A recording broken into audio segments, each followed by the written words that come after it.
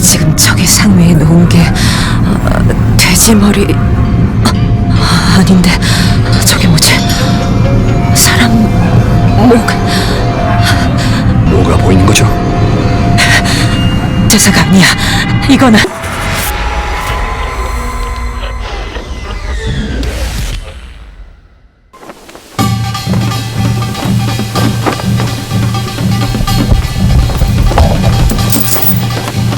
곧 해가 집니다.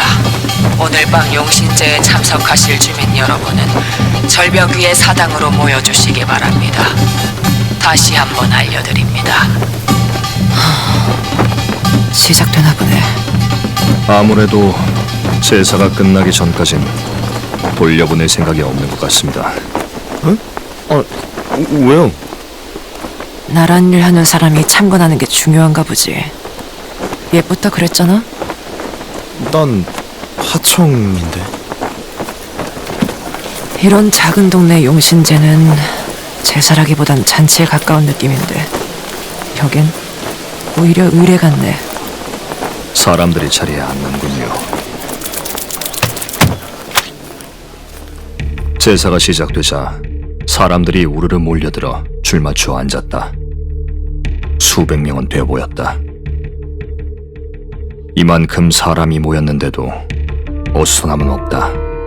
어린 아이들조차도 미리 짜놓기라도 한 듯한 일사불란한 움직임을 보고 있자니 이제야 이 마을에서 계속 느껴졌던 위화감, 등골을 타고 내리던 소름 끼침의 정체가 또렷해진다. 이 마을 사람들은 전부 닮아 있었다. 눈 사이가 유난히 멀고 이상할 정도로 커다란 눈동자, 심한 피부병 탓인지 비늘처럼 들뜬 피부, 아니 피부병이 맞기는 할까? 아까 그 마을 인명부 기억나요? 꼭 지금 해야만 하는 이야기일까? 생각해보면 이심을 준 것도 이상한데 다른 사망자가 있었나요? 한 번에 하나씩, 한 번에 하나씩 처리하자고 선생. 아무튼 저건 용신제가 아니라는 거지. 용신제라기보단 서해 용왕을 위한 제례에 가까운 것 같아. 따지고 보면 비슷한 거긴 하지만 목적이 좀 다르달까. 저 문장은 뭐죠? 봉황이 그려져 있잖아. 봉기야. 근데 이 문양 쓰이지 않은 지 오래되었을 텐데. 게다가 서해용왕 제례에 왜 굳이 봉기를? 무당은 알게 된 사람이지 아는 것이 많은 사람은 아니었기에 당혹스러워하는 것 같았다. 아무래도 다음번엔 교수님도 데리고 와야겠다는 생각을 하고 있을 무렵이었다.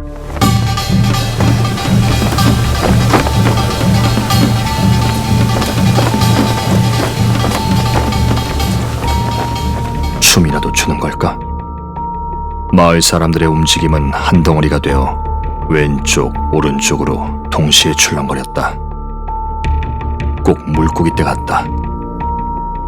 무리가 한 몸처럼 움직이는 모습은 가운데에서 누가 꼬리라도 치면 전부가 한꺼번에 방향을 틀 것만 같았다. 그럼 지금이 진짜 도망쳐야 하는 타이밍 아닌가요? 해지기 전까지 어떻게든 배를 빼서. 선생, 봐. 부두가 사람으로 꽉 찼어. 어떻게든 차로 밀고 가면. 근데 그렇다 하더라도 못 밀고 갈 것 같은데 사람이 너무 많아. 이쪽에 이제 관심이 없는 것도 이해가 간달까.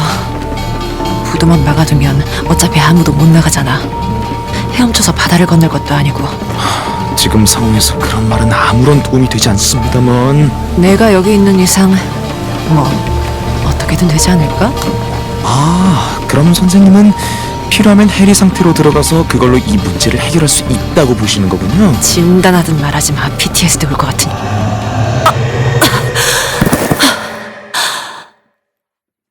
그때 마치 번개라도 맞은 것처럼 무당은 비틀거리면서 제자리에 주저앉았다. 빈정대던 의사가 더 놀라 벌떡 일어났다. 괜찮아요? 가까이 오지 마. 뭐라고요? 나는 황급히 의사의 몸을 잡아 뒷걸음질로 최대한 무당에게서 멀어졌다. 무슨 일이 있어도 강신 중인 그녀와 접촉하지 마. 프로토콜 01이야. 아니, 그래도 사람이 갑자기 쓰러졌으면 하다못해 맥은 짚어봐야죠. 보여선 안 될 것들이 보이고 있어. 뭔가 보입니까? 아니, 그런 건 아니야. 그냥 왜 이렇게지 갑자기? 이게 이런 식으로 보일 리가 없는데. 드문 일이다. 무당이 당황하고 있었다. 이런 일은 좀처럼 일어나지 않는 일이다. 그리고 우리 일에서 드문 일이라는 건 나쁜 일과 동료로 쓰인다.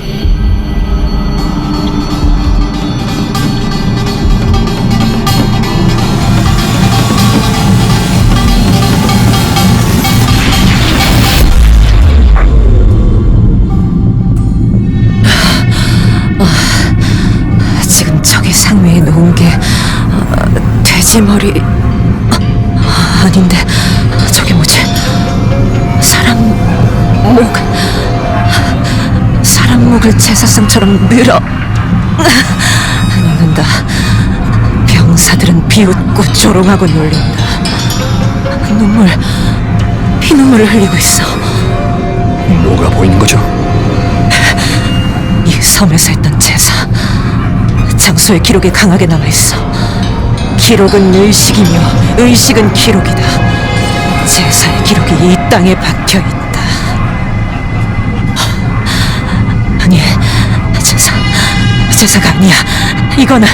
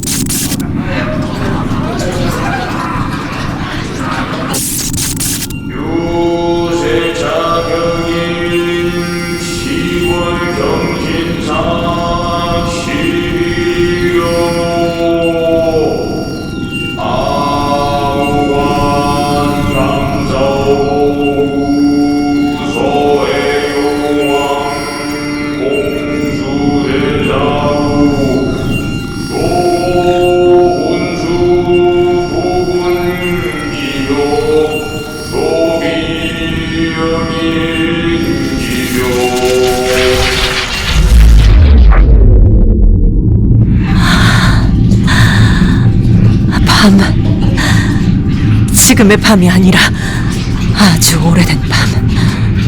바다가 아직 바다에 새기고 하늘이 아직 하늘에 새기던 때의 밤. 그 밤을 끝내는 건 횃불뿐이니 사람들은 횃불을 들었다. 바다색은 본디 그리해야 하는 것처럼 까맣고 붉다. 붉은 포승에 묶인 사람들이 수놓인 비단 옷을 입고 무릎 꿇고. 선생, 전부 기록하고 있지? 왕, 전부 왕이다. 어린 쌍둥이도 있고 노인도 있고 남자도 있고 여자아이도 있고 모두 친척. 어디나 죽기 싫은 사람이 있으니 병사들 사이에서 일어나 따지려는 늙은이가 바로 창에 꿰뚫린다.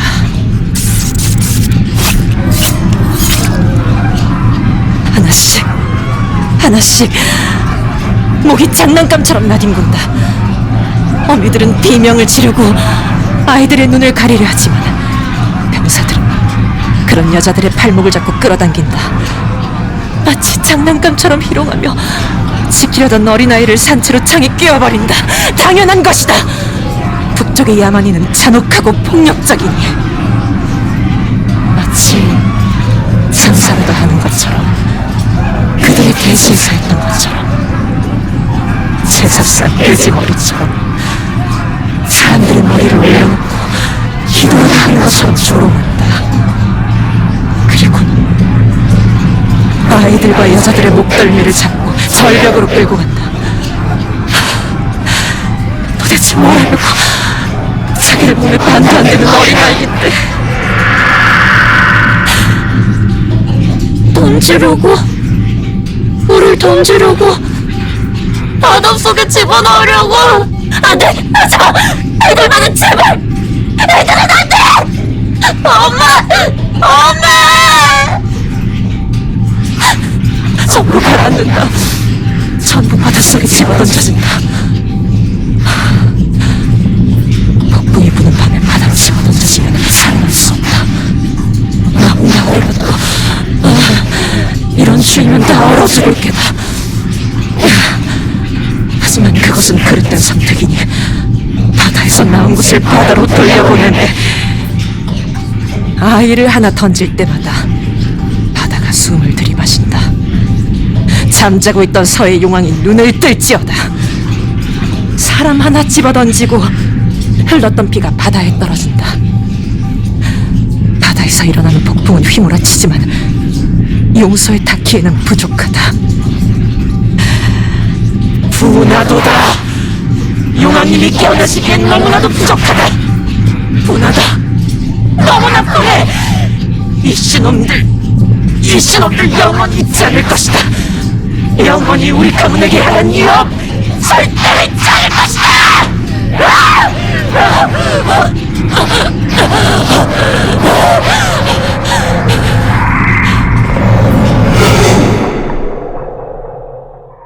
말을 끝마치자 무당은 마치 튕겨지는 것처럼 자리에서 벌떡 일어나 호흡을 급하게 내쉰다. 그녀에게 뛰쳐나가려는 의사의 몸을 손으로 가로막으며 정신을 차리려 식은땀에 젖은 머리카락을 쓸어넘기는 무당에게 물었다.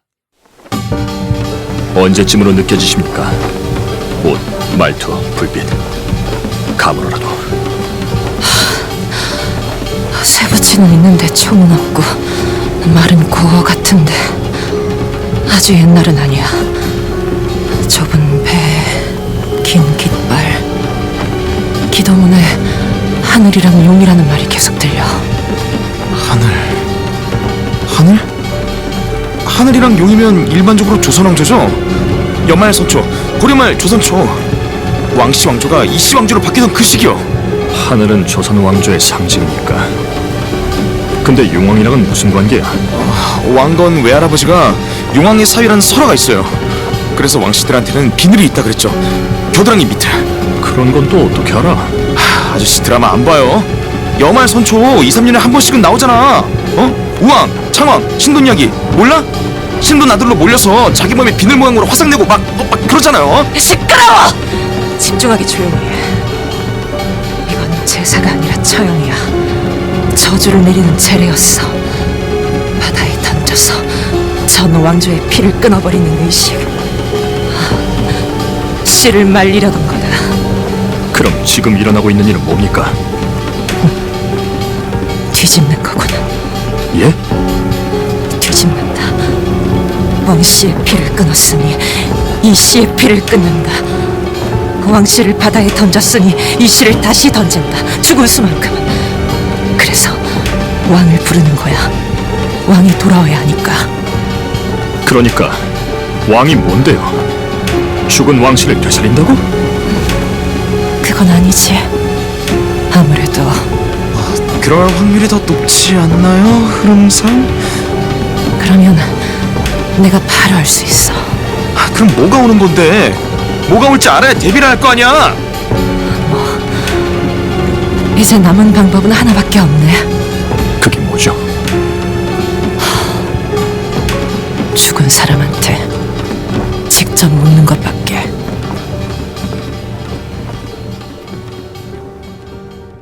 오늘도 즐거우셨다면 구독과 좋아요, 알림 설정까지 꼭 부탁드립니다.